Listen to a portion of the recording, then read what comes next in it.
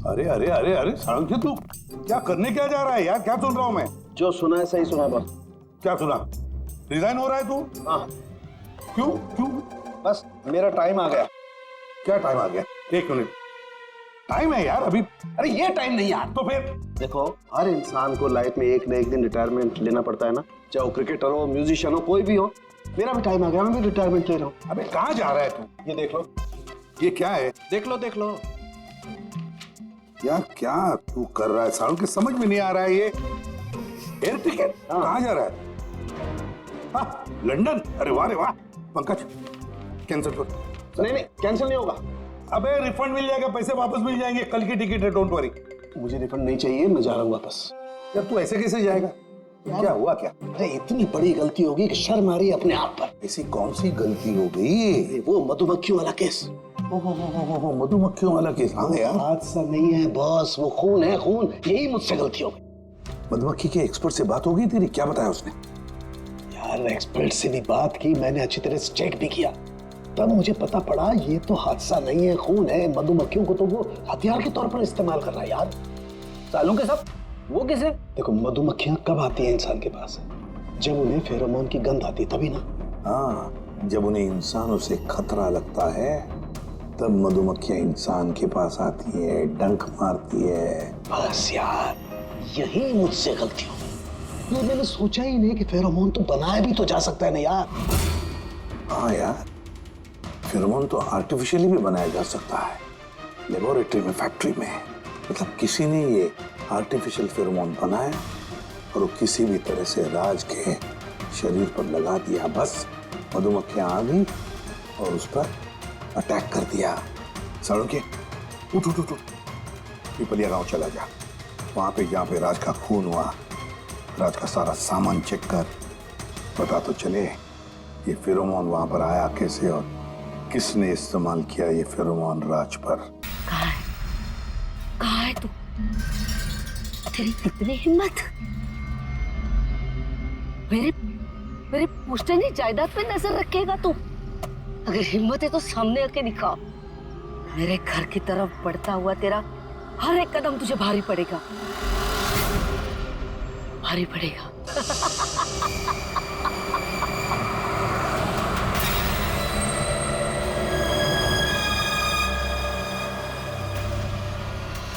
यार यहाँ पे तो कोई भी नहीं दिख रहा, किससे पूछूं? इतना घना जंगल है, कोई साइन बोर्ड भी नहीं है यहाँ पे।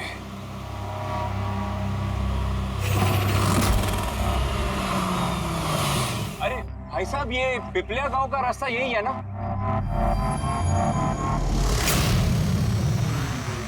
अरे सुनो ना भाई साहब, अरे बड़ा अजीब आदमी है।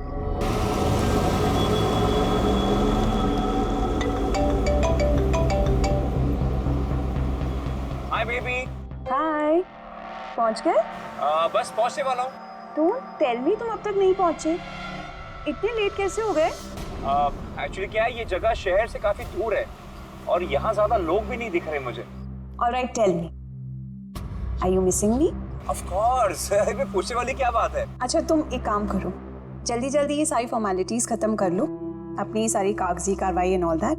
उसके बाद मे बी नेक्स्ट फ्लाइट से I can come and join you in India. What's it? Great, that's good news.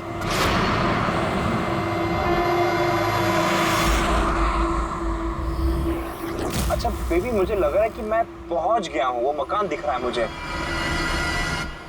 अरे ये गेट क्यों बंद है?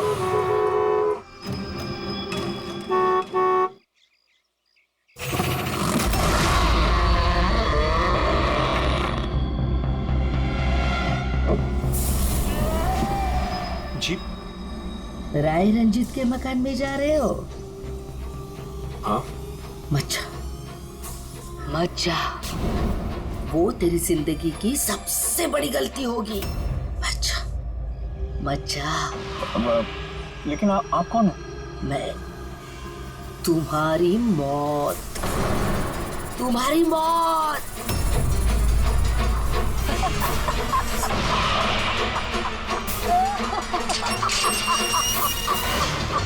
ए बुढ़िया, चल चल, ले जा।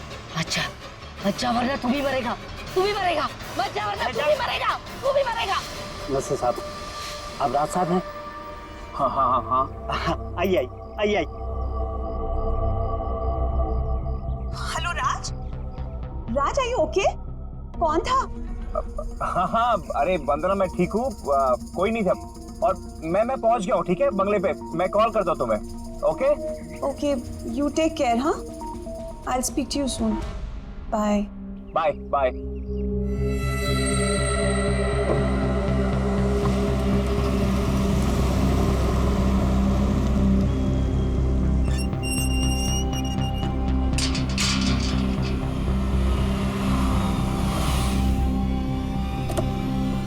आइए साहब।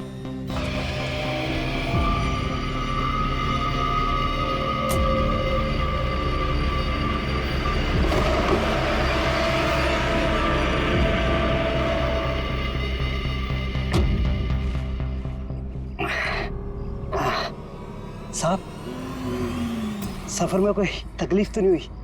नहीं, लेकिन वो औरत कौन थी? बुढ़िया औरत जो आपसे बात कर रही थी ना, लाली नाम है उसका। थोड़ी अजीब सी है। आपको उसकी बातों का बुरा तो नहीं लगा? नहीं, बुरा नहीं लगा मुझे, पर मुझे एक बात समझ में नहीं आई कि उस औरत ने मुझे यहाँ आने से मना क्यों किया। जाने दीजिए ना साहब उसकी बातों का। थोड़ी सी हिली हुई है, कुछ भी बकती रहती है। आप आइए, अंदर आइए।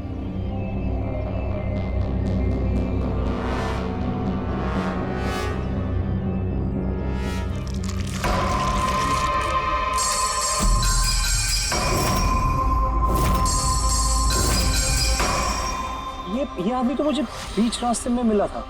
आप, उसका नाम कमल है, यहाँ का माली। हमने सोचा अब आप यहाँ पर रहने वाले हैं तो क्यों ना बगीचे के जो रंग बिरंगे फूल हैं फिर से खिल उठाएं। अच्छा, आइए साहब।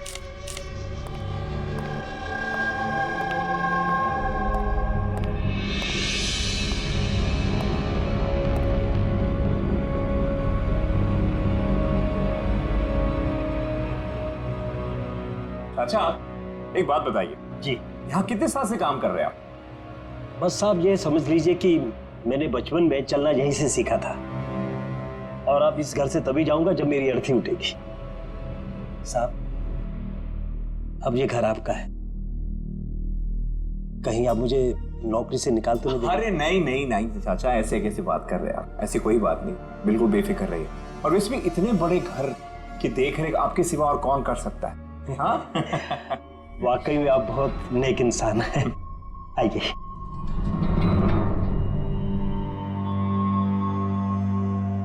साहब, ये है आपका रूम। वॉशरूम उधर है। आप फ्रेश हो जाइए, तब तक मैं आपके लिए खाने पीने का बंदोबस्त करता हूँ। ठीक है। ठीक है साहब।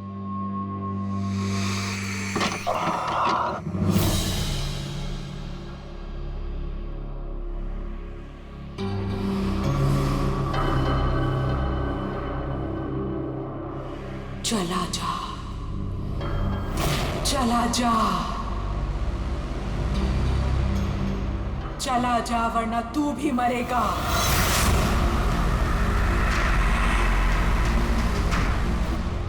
कौन?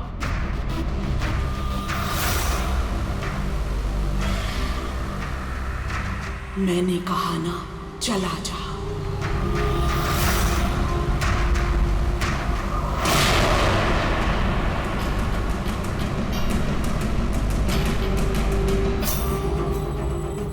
कौन है?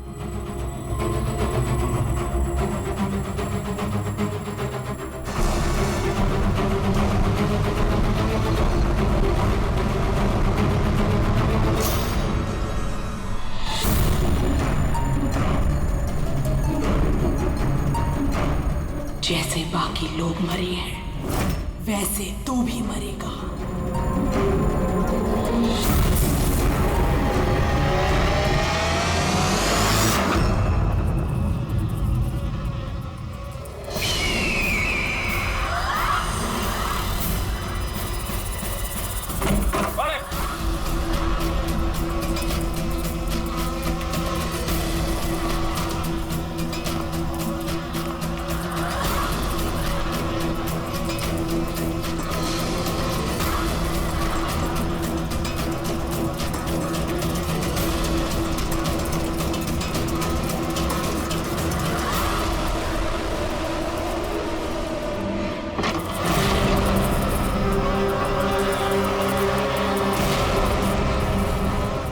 मधुमक्खी?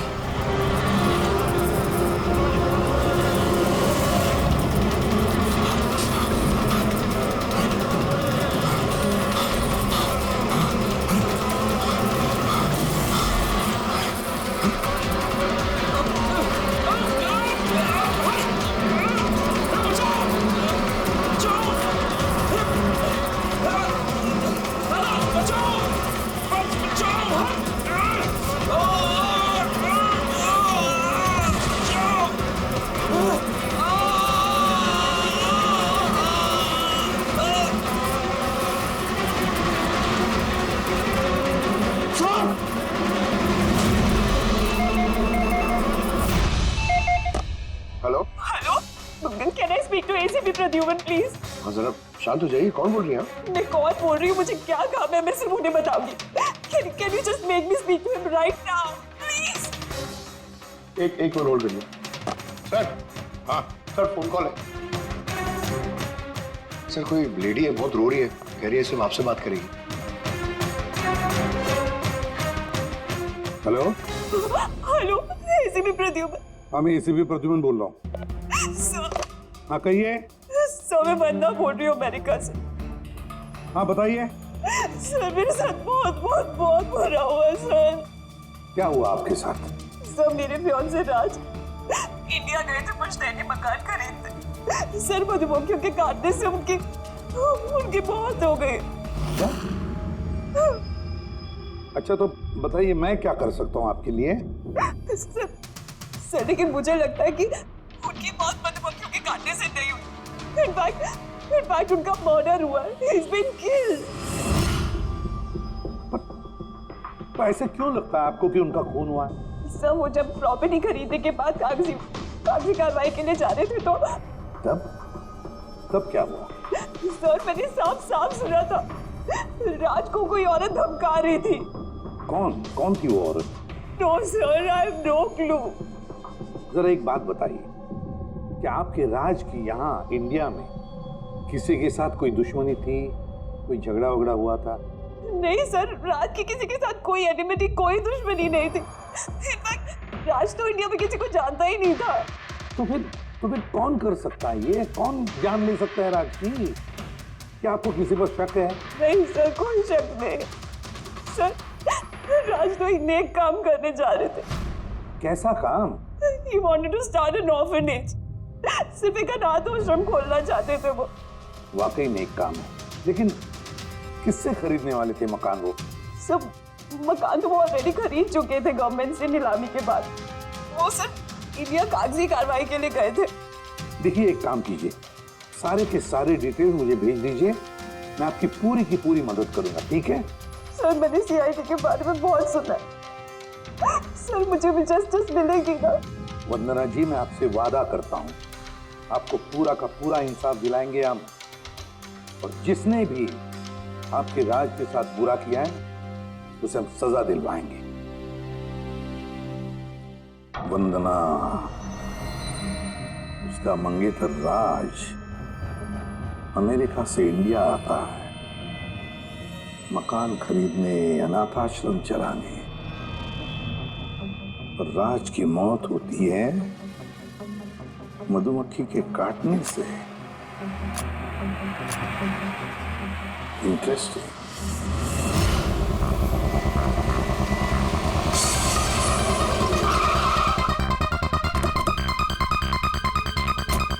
सर यही वही बंगला है जो राज ने सरकार से नीलामी में खरीदा था।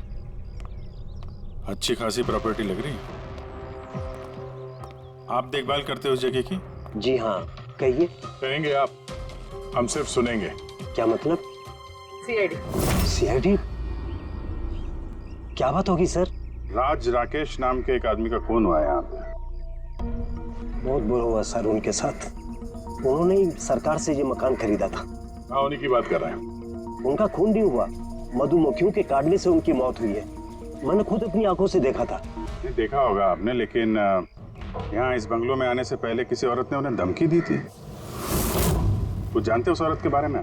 अच्छा, वो लाली साहब, वो बुढ़िया तो बेतुकी बेसर की बातें करती रहती है।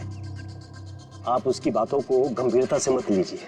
क्या गंभीरता से लेना और क्या नहीं वो हम तय कर लेंगे। आप ये बताइए कि वो लाली वो रहती कहाँ है? कहीं भी नहीं सर। कहीं भी नहीं मतलब? उस बेचारी का ना तो अपना कोई घर है और ना ही कोई अपना परिवार, बस दिन भर इधर उधर घूमती रहती है। नहीं, कहीं तो बैठती होगी, खाना वाना खाती होगी, कोई एक जगह होगी ना जहाँ पे वो रहती होगी ज्यादातर। हाँ, पास में एक तालाब है, अक्सर वहीं बैठी रहती है। अच्छा, दे क्या तुम इस लाली से मिल लो, तब तक इस मकान का चक्कर लगा लेता हूँ मैं। ठीक है, अब जरा वो जगह दिखाओ जहाँ पे खून हुआ था। आइए साहब। राज साहब यहाँ गिरे पड़े थे।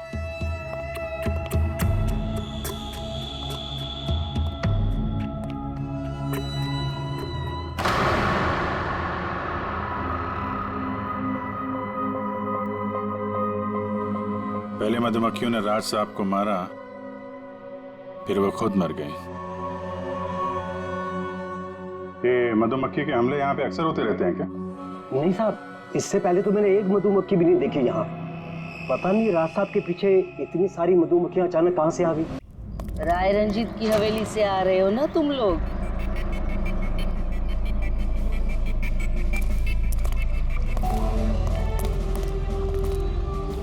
क्या कहा आपने? राय रंजीत के मकान से लौट रहे हो? आप कौन है? क्यों गए थे वहाँ? अपनी मौत को दावत देने गए थे? सर, लगता है ये लाली है। आप लाली हो ना? हाँ, तुम्हें किसने बताया? तुम्हें राय रंजीत के जासूसों ने यहाँ भेजा है? हाँ, उन्होंने ही भेजा है ना यहाँ पे। कौन राय रंजीत? सांप था वो, सांप। उसने मेरी दादी को धोखा दिया, उन्हें अपने ही घर से धक्के मार के निकाल दिया। निकालो इसे बाहर। छोड़िए मुझे, मुझे मेरे घर से मत निकाल, मुझे मेरे घर से मत निकाल। शर्म आनी चाहिए तुम्हें रंजीत, तुम अपनी खुद की भाभी को घर से बाहर निकाल रहे हो। कम से कम अपने भैया का तो लिहाज किया होता।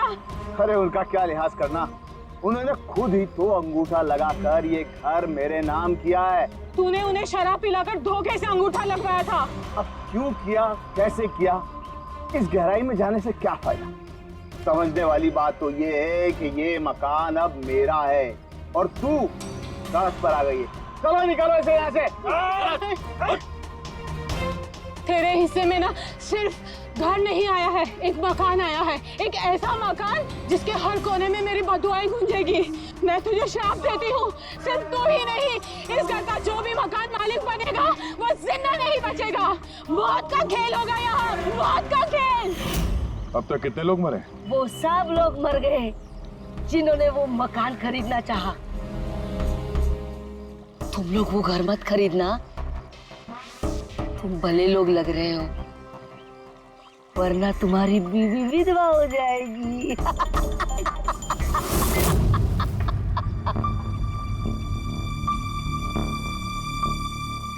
माँ जी, ये कुछ पैसे हैं, काम आएंगे।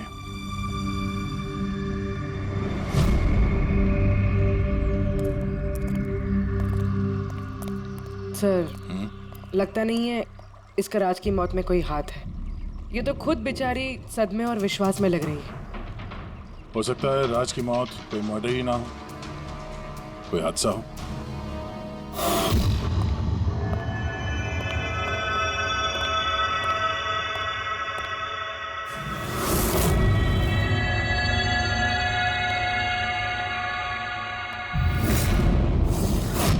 अरे ये कमरा खुला कैसे है? ये तो बंद था। एक मिनट रुको, शायद राज ने खोला।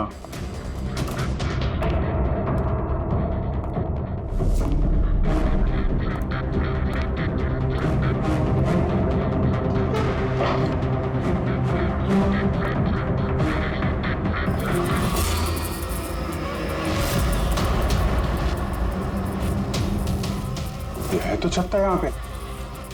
इधर आ। जी सर। ये है मधुमक्खी का छत्ता? अरे मैं पहली बार देख रहा हूँ साहब।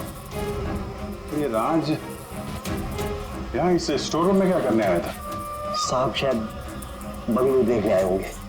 अच्छा, और उस वक्त तुम खाना लेने गए थे? जी सर।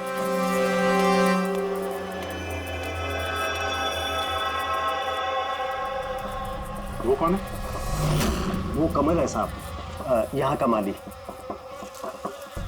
जब राज साहब की मौत हुई थी तो ये था यहाँ पे? जी हाँ था। कमल इधर आओ, साहब बुला रहे। जी सर। कमल, जब राज साहब की मौत हुई थी तो यहाँ आसपास किसी अनजान आदमी को देखा था तुमने? कोई अजीब सी घटना हुई हो? नहीं साहब। तो ये छत्ता यहाँ पे है तो तुम्हें कुछ काम करने में परेशानी नहीं होती? मधुमक्खी ने काटा नहीं तुमको कभी? नहीं सर, मधुमक्खी तो तब काटती ना जब यहाँ कोई छत्ता होता। पहले तो मैंने छत्ता यहाँ देखा ही नहीं साहब। क्या बात कर रहे हैं? हाँ साहब, मैंने आपसे पहले कहा ना कि इससे पहले इस घर में हमने एक मधुमक्खी भी नहीं देखी। कमाल है। फिर ये छत्ता आया कहाँ से? और मधुमक्खियों ने राज को ही क्यों काटा? ये तो कोई एक्सपर्ट ही बता सकता है। आसान के क्या पता चला राज की मौत के बारे में? मौत कैसे हुई? बस इसकी मौत मधुमक्खियों की वजह से हुई है। यार तुझे पूरा यकीन है राज की मौत मधुमक्खियों की वजह से ही हुई है? हाँ बॉस, ये डॉक्टर ने जो रिपोर्ट बनाई है मैंने वो भी देख ली। इस राज का अच्छी तरह से चेकअप भी कर लिया। मुझे पूरा यकीन है राज की मौत मधुमक्खियों के डंक के जहर की वजह से ही हुई है। सर, बचपन में मुझे मधुमक्खी ने काटा था, मैं तो जिंदा हूं। हाँ सालूम के साहब, पंकज पे जहर का असर क्यों नहीं हुआ? अरे पंकज को मधुमक्खी ने काटा था, मधुमक्खियों ने नहीं काटा था। बॉस, अगर एक दो मधुमक्खी काटे तो बात समझ में आती है, लेकिन सैकड़ों मधुमक्खियां अगर हमला कर दे तो इट्स इम्पॉसिबल। मधुमक्खियों के डंक से? साळुंखे कहता है कि राज की मौत मधुमक्खियों के डंक से हुई है, मधुमक्खियों के जहर से। और राज की मंगेतर वंदना कहती है कि राज का खून हुआ है।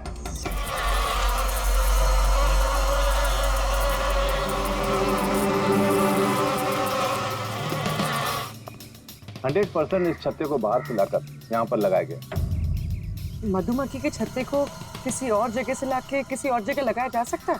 इतना आसान है? इतना मुश्किल भी नहीं। शहद के व्यापार के लिए अक्सर ऐसा किया जाता है। आप बता सकते हैं कितने दिन पहले इस छत्ते को यहाँ पे लगाया गया? ज्यादा दिन नहीं, लगभग 2-3 दिन। सर, अगर मान भी ले कि खूनी ने ये छत्ता यहाँ पर इसलिए लगाया था कि वो राज को मार सके, लेकिन उसे कैसे पता था कि ये मधुमक्खियाँ राज पे ही हमला करेंगी, किसी और पे नहीं? मधुमक्खियाँ बिना वजह किसी पे भी डंक नहीं मारती, क्योंकि डंक मारने के बाद उनकी खुद की भी मौत हो जाती है। तो ऐसी क्या चीज है जो उन्हें उत्तेजित करती है अटैक करने के लिए? देखिए, जब उन्हें लगता है कि सामने वाले इंसान से उन्हें कुछ खतरा। अच्छा केदार साहब, ऐसा हो सकता है क्या कि मधुमक्खियों को ट्रेन किया जा सके कि वो किसी एक आदमी पे हमला करें? कैसी बातें करते हैं अभिजीत साहब, ये मधुमक्खियाँ शार्प शूटर नहीं कि कोई भी इन्हें कह दे कि फला फला को डंक मारकर आ जाए। अच्छा, आपने अभी भी कहा कि ये मधुमक्खी किसी को काटने के बाद ये खुद भी मर जाती है, तो ऐसी क्या मजबूरी है कि वो किसी को काटती है? जरा डिटेल में समझाएंगे? मधुमक्खी जब भी किसी को डंक मारती है तो फेरोमोन नाम का एक गंध छोड़ती है, जिससे कि बाकी मधुमक्खियां सचेत होकर सब मिलकर उस पर हमला कर देती है। इसीलिए मैंने पहले भी कहा था, मधुमक्खियां बिना वजह किसी पे भी हमला नहीं करती। जरूर राज ने मधुमक्खी के छत्ते के साथ कुछ छेड़खानी की होगी। सर, खूनी को कैसे पता था कि राज इस छत्ते के साथ छेड़खानी करेगा? कहीं ये मौत वाकई हादसा तो नहीं? नहीं पूर्वी, राज के आने के ठीक 2 दिन पहले इस छत्ते को यहाँ पे लगाना ये कोई संयोग तो नहीं हो सकता। सर, राज की मौत के बाद ये घर वंदना के नाम हो जाएगा, कहीं सबके पीछे वंदना तो नहीं है? वंदना इंडिया कब आ रही? What nonsense! How could you even think like that? आप ऐसे कैसे सोच सकते हैं कि राज की मौत के पीछे मेरा हाथ हो सकता है? और फर्ज कीजिए कि राज की मौत के पीछे मेरा हाथ था, तो मैं आप लोगों को फोन क्यों करती? पुलिस तो ऑलरेडी ये केस क्लोज कर चुकी थी ना। देखिए, हम सिर्फ पूछ रहे हैं। वैसे राज जी के बाद ये मकान किसके नाम पे है? I don't know. राज ने गवर्नमेंट से मकान खरीदा था तो शायद गवर्नमेंट को वापस मिल गया। मुझे अभी तक कोई नोटिस नहीं है। हाल फिलहाल में राज का किसी के साथ कोई झगड़ा हुआ था? I have already told you that Raj एक नेक दिल इंसान थे और उनका किसी से दुश्मनी होना वाज इम्पॉसिबल। अगर मुझे पता होता कि राज की नेक दिली उनकी जान ले लेगी तो मैं उन्हें कभी इंडिया आने ही नहीं देती। ये अनाथ आश्रम खोलने का ख्याल राज जी के दिमाग में कैसे आया? राज खुद अनाथ थे, इसलिए वो दूसरे अनाथ बच्चों की फीलिंग समझते थे। वो अनाथ बच्चों को घर जैसा माहौल देना चाहते थे और जैसे उन्हें पता चला कि गवर्नमेंट ये मकान नीलाम कर रही है तो राज ने सबसे ऊंची बोली लगाकर ये मकान खरीद ली। तो कहीं इस राज की मौत का कारण ये घर तो नहीं थी? हो सकता है कोई और भी इस घर को खरीदना चाहता था, राज बीच में आ गया इसलिए। What? कोई इतना नीच कैसे हो सकता है? इस दुनिया से इंसानियत उठ गई है क्या? इंसानियत है वंदना जी, इंसानियत है, लेकिन कुछ लोग हैं जो इंसानियत में जहर घोलने पे तुले हुए हैं। पता करते हैं किस किसको दिलचस्पी थी इस प्रॉपर्टी में। देखिए सर, मैं आप लोगों को नहीं बता सकता हूँ कि राज जी के अलावा किन किन लोगों ने इस नीलामी में हिस्सा लिया था। सॉरी। क्यों नहीं बता सकते? देखिए ये सरकारी सर इंफॉर्मेशन है, ऐसी किसी के साथ शेयर नहीं कर सकता हूँ मैं। हम भी तो सीआईडी का ही काम कर रहे हैं। हाँ वो सब ठीक है, लेकिन क्या है कि अगर सरकारी नोटिस मिल जाए तो मैं ये आपको इंफॉर्मेशन दे सकता हूँ, उसके बिना नहीं दिखा सकता सर। तो नोटिस मिल गया। आप खुश हैं? आप देखिए अगर काम कायदे से होता है तो अच्छा लगता है। हाँ ठीक है, ये लीजिए, ये लीजिए। कुल मिलाकर सर 12 लोग थे जो इस बंगलो को खरीदना चाहते थे सर। सर इस बंगलो के पास एक्चुअली सरकार एक हाईवे बना रही है, इसलिए सब लोग बढ़ चढ़कर बोली लगा रहे हैं और हर कोई इस बंगलो को खरीदना चाहता है। अच्छा, ये राज जी की मौत के बाद अब ये मकान किसको मिलेगा? देखिए राज जी ने कागजी कार्यवाही पूरी नहीं की थी, इसलिए नीलामी अब दोबारा से होगी और जो विजेता होगा उसको ये बंगलो मिल जाएगा। आई सी। और ये नई नीलामी कब होगी? देखिए सर अभी उसकी डेट तो तय नहीं है सर, लेकिन आपको एक बात और बताना चाहूंगा सर कि राज जी से जितने भी बिल्डर्स थे वो काफी भड़के हुए थे, काफी नाराज थे, क्योंकि उन्होंने सबसे ज्यादा बोली लगाई थी। नहीं सर, एक्चुअली उन्होंने डेडलाइन के बाद बिड सबमिट की थी सर, इसी वजह से लोग नाराज थे उनसे। लेकिन अगर डेडलाइन के बाद उन्होंने बिड किया था तो सरकार ने एक्सेप्ट कैसे कर दिया? सर एक्चुअली वहां पर वो अनाथ आश्रम खोलना चाहते थे और सर अमेरिका से जो इंडिया का वक्त का फर्क है सर वो 9.5 घंटे का है, इसलिए सरकार ने वो बिड एक्सेप्ट कर ली थी। देखिए अब घर तो उसी को मिलेगा जिसकी किस्मत में होगा सर। किस्मत में नहीं भी होगा तो उसने अपनी किस्मत की रेखाएं बदलने के लिए कोशिश तो की होगी और जरूर इस लिस्ट में से ही कोई होगा। ललित जी, अब तो ये दोबारा नीलामी होगी, तो जिन लोगों ने अप्लाई किया है इस दूसरे नीलामी के लिए, क्या हम उनकी लिस्ट देख सकते हैं? नो सॉरी, ये लिस्ट आपको मैंने इसलिए दिखा दी कि ये नीलामी हो चुकी है, लेकिन वो जो नई लिस्ट आने वाली है सर वो तो आप किसी भी कीमत पर नहीं देख सकते। अरे अरे अरे अरे सारंगी, तू क्या करने क्या जा रहा है यार? क्या सुन रहा हूँ मैं? जो सुना है सही सुना बस। क्या सुना? रिजाइन हो रहा है तू? हाँ। क्यों क्यों? बस मेरा टाइम आ गया। क्या टाइम आ गया? 1 मिनट टाइम है यार अभी। अरे ये टाइम नहीं यार। तो फिर देखो, हर इंसान को लाइफ में एक न एक दिन रिटायरमेंट लेना पड़ता है ना, चाहे वो क्रिकेटर हो, म्यूजिशियन हो, कोई भी हो। मेरा भी टाइम आ गया, मैं भी रिटायरमेंट ले रहा हूँ। अबे कहाँ जा रहा है तू? ये देख लो। ये क्या है? देख लो देख लो। यार क्या तू कर रहा है सारुण? के समझ में नहीं आ रहा है ये एयर टिकट कहाँ जा रहा है? हाँ, लंदन। अरे वाह रे वाह। पंकज कैंसिल कर। नहीं कैंसिल नहीं होगा। अबे रिफंड मिल जाएगा, पैसे वापस मिल जाएंगे, कल की टिकट है, डोंट वरी। मुझे रिफंड नहीं चाहिए, मैं जा रहा हूँ वापस। यार तू ऐसे कैसे जाएगा? क्या हुआ क्या? अरे इतनी बड़ी गलती होगी कि शर्म आ रही है अपने आप पर। ऐसी कौन सी गलती हो गई? वो मधुमक्खियों वाला केस। मधुमक्खियों वाला केस? हाँ यार, हादसा नहीं है बॉस, वो खून है खून। यही मुझसे गलती हो गई। मधुमक्खी के एक्सपर्ट से बात हो गई तेरी? क्या बताया उसने? यार एक्सपर्ट से भी बात की, मैंने अच्छी तरह से चेक भी किया, तब मुझे पता पड़ा ये तो हादसा नहीं है, खून है। मधुमक्खियों को तो वो हथियार के तौर पर इस्तेमाल कर रहा है यार। सालों के सब वो किसे? देखो मधुमक्खियां कब आती हैं इंसान के पास? जब उन्हें फेरोमोन की गंध आती तभी ना। हाँ, जब उन्हें इंसानों से खतरा लगता है तब मधुमक्खियां इंसान के पास आती है, डंक मारती है। बस यार यही मुझसे गलती हो गई, ये मैंने सोचा ही नहीं कि फेरोमोन तो बनाया भी तो जा सकता है ना यार। हाँ यार, फेरोमोन तो आर्टिफिशियली भी बनाया जा सकता है, लेबोरेटरी में, फैक्ट्री में। मतलब किसी ने ये आर्टिफिशियल फेरोमोन बनाया और वो किसी भी तरह से राज के शरीर पर लगा दिया, बस मधुमक्खियां आ गई और उस पर अटैक कर दिया। सालुंके, उठ उठ उठ उठ, पिपलिया गांव चला जा। वहां पे जहाँ पे राज का खून हुआ, राज का सारा सामान चेक कर, पता तो चले ये फेरोमोन वहां पर आया कैसे और किसने इस्तेमाल किया ये फेरोमोन राज पर। Yes boss. ये रहा सर, राज का सारा सामान इस सूटकेस में। ठीक है सर, एसीपी साहब बता रहे थे आप रिटायर होने वाले हो। कब है आपका लास्ट वर्किंग डे? आपके लास्ट वर्किंग डे से एक दिन के बाद। मतलब नहीं आ रहा है। हाँ भैया, एक काम करो, मैं बाहर जाता हूँ और तुम जो है ना एक एक करके सामान मुझे बाहर पकड़ाओ, तो पता करते हैं कि कौन से सामान में फेरोमोन है। ठीक है सर? ये पकड़ेंगे आप, जरा रख लीजिए थोड़ी देर के लिए। दिखेगा ना बाहर? दिखेगा। मधुमक्खी है इसके लिए कह रहा था। अभिजीत हो तुम? हाँ। ये पूर्वी है। हाँ। ये दया। अरे दिख रहा है सर। चलिए चलिए चलिए चलिए, संभाल के सर, संभाल के। हाँ।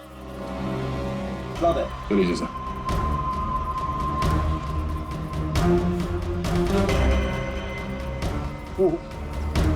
नहीं, इसमें फेरोमोन नहीं।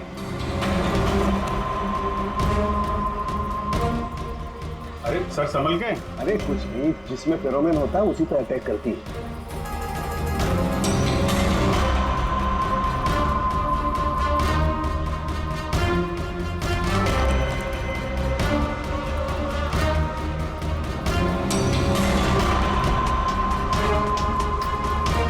अरे यार,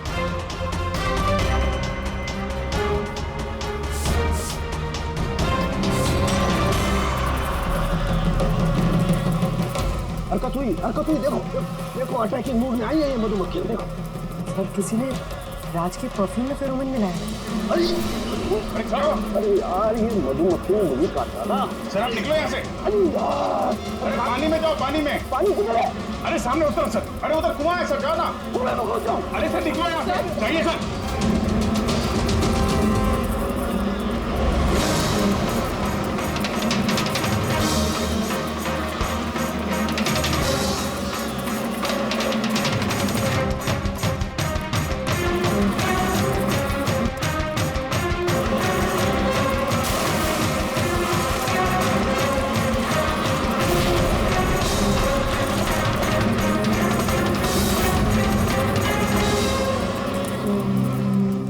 आप ठीक हो सर? बाप रे बाप, ये मधुमक्खियां आपको रिटायर नहीं होने देंगी सर।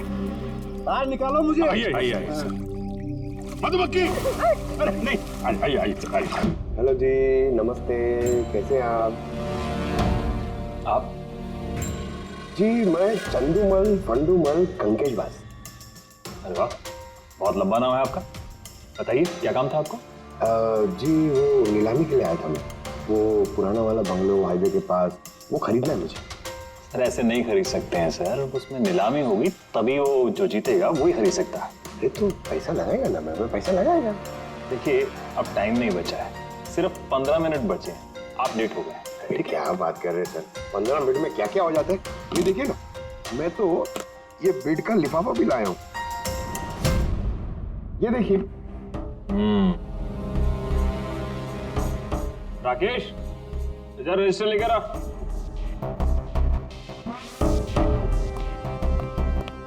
साहब को दो, एंट्री कीजिए सब। हाँ यहाँ पर एंट्री कर दीजिए। अच्छा,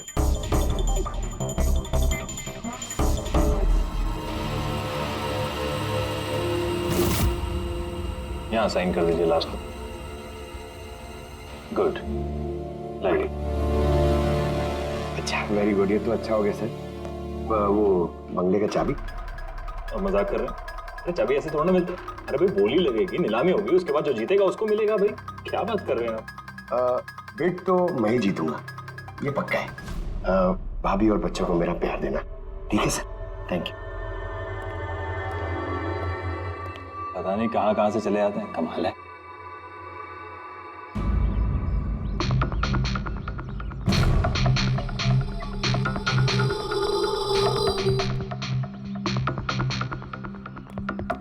क्या भाई साहब काम हुआ?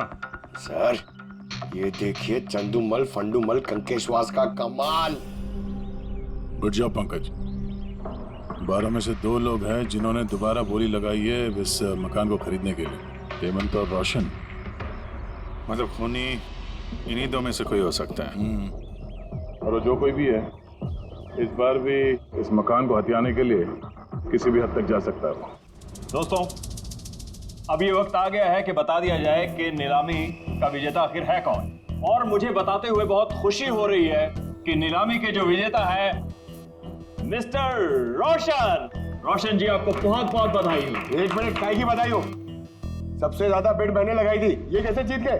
देखिए भाई साहब, आपको कोई गलतफहमी हुई है। सबसे ज्यादा बिड मिस्टर रोशन ने लगाई थी, इसलिए रोशन को मकान दे दिया गया। ऐसा हो ही नहीं सकता।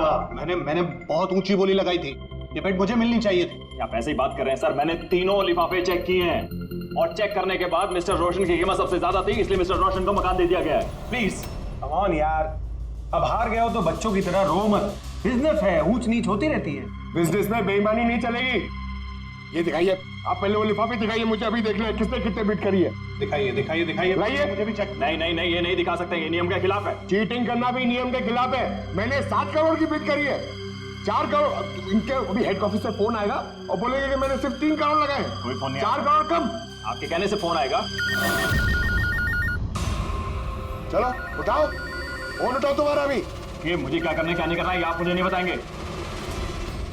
आप ललित जी, आप तो बड़े कायदे कानून की बातें किया करते थे और फोन भी नहीं उठा रहे हैं। भाई ये तो बहुत गलत बात है। आप ब्यूरो चलिए हमारे साथ। आप कहाँ खिसक रहे रोशन जी? आप हमें मिठाई नहीं खिलाएंगे? नई प्रॉपर्टी ली है आपने? आइए, आप ही आइए। आइए। सर रोशन जी बिल्कुल ठीक बोल रहे हैं सर। सर रोशन जी का इससे कुछ लेना देना नहीं है। जो भी फ्रॉड हुआ है सर मैंने किया है। ये रोशन का जुर्म अपने सिर पर क्यों ले रहे हो?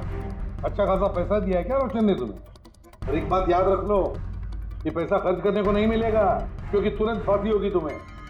सर इतनी सी बेईमानी के लिए फांसी चढ़ा देंगे?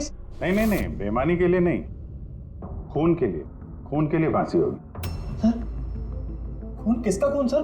राज राकेश का खून, जिसने पिछली नीलामी में वो प्रॉपर्टी खरीदी थी। सर लेकिन मैंने किसी को नहीं मारा सर। सर मैंने नहीं मारा है सर किसी को। पता है, इस रोशन ने मारा है। तो इसकी पोल खोल दो, वरना इसके पाप का मटका तुम्हारे सिर पे फूट जाएगा। सर ये क्या कह रहे हैं सर आप? मैं भला राज को क्यों मारूंगा सर? इस प्रॉपर्टी के लिए, और किस लिए? क्या कह रहे हैं आप सर? सर मैं मानता हूं कि मैं ललित के साथ मिलकर नीलामी में छोटी मोटी हेरा फेरी करता था, पर सर एक प्रॉपर्टी के लिए किसी का मर्डर थोड़ी कर दूंगा मैं। मतलब तुम्हारे कहने का मतलब है तुमने ये खून नहीं किया? नहीं सर। चल ठीक है, पूर्वी जरा परफ्यूम लाना।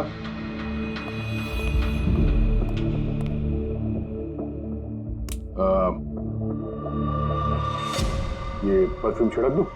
हाँ? बाहर मधुमक्खियों का छत्ता है, क्या बोलता है?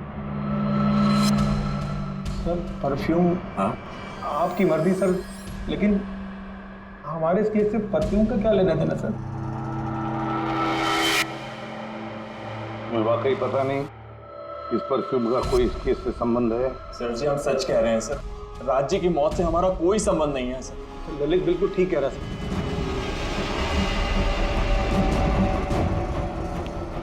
अगर ये खून रोशन ने नहीं किया तो फिर बचता है वही एक। इन कागज से साबित होता है कि तुम राय रंजीत के पोते हो। तुम्हारे पास तो बहुत बड़ी वजह थी इस मकान को वापस पाने के लिए, क्यों? देखिए, राय रंजीत का पोता होने से यह साबित नहीं होता कि यह खून मैंने किया है। हेमंत जी, खूनी कभी कभी अपने जुर्म के सबूत अपने साथ लेकर चलता है, जैसे तुम। मैं समझा नहीं। मैं समझाता हूं। ये रहे सबूत। कमाल है सालू के साहब, सेफ्टी सूट पहनने के बावजूद भी आप दोनों को मधुमक्खियों ने काटा। हाँ, कभी कभी सेफ्टी सूट पहनने के बाद भी मधुमक्खियां डंक मार सकती हैं, और फिर मधुमक्खी के छत्ते को इधर से उधर ले जाने में तो और भी ज्यादा अटैक हो सकता है, नहीं? जी देखिए, वो दरअसल बहुत हो गया हेमंत, तुम्हारी बेगुनाही का और भी कोई सबूत चाहिए? जी नहीं, मैंने ये सब किया था। जब राज बंगले में घुसा तब मैं वहीं था, और मौका देखकर मैं बंगले में घुस गया था। मैंने परफ्यूम की बोतल के अंदर फेरोमोन मिला दिया। उसके बाद राज को आवाज से डिस्ट्रैक्ट किया, मधुमक्खी के छत्ते तक लेकर गया, और उसके बाद का काम मधुमक्खियों ने कर दिया था। मुझे मेरा पुश्तैनी मकान वापस चाहिए था। वाह रे वाह, अपने पुश्तैनी मकान के लिए तुमने एक नेक इंसान का खून कर दिया। कानून तुम्हें कभी माफ नहीं करेगा। तुम्हें कम से कम आजीवन कारावास की सजा होगी। ले जाओ इसे पंकज।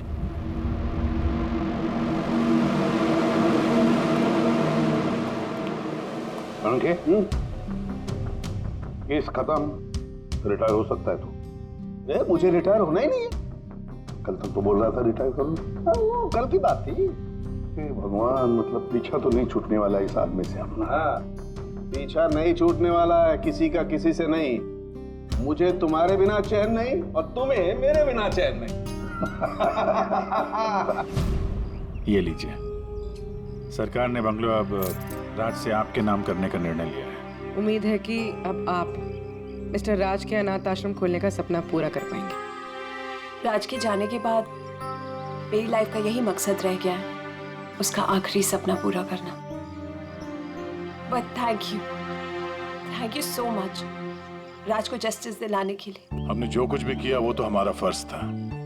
आपको और कोई मदद की जरूरत हो तो हमें जरूर याद करिएगा। कभी कभी आते रहिएगा, उन बच्चों को भी आपसे इंस्पिरेशन मिलेगी। ये भी कोई पूछने की बात है? हो सकता है उन बच्चों में हमें कोई हमारा नया सीआईडी ऑफिसर मिल जाए।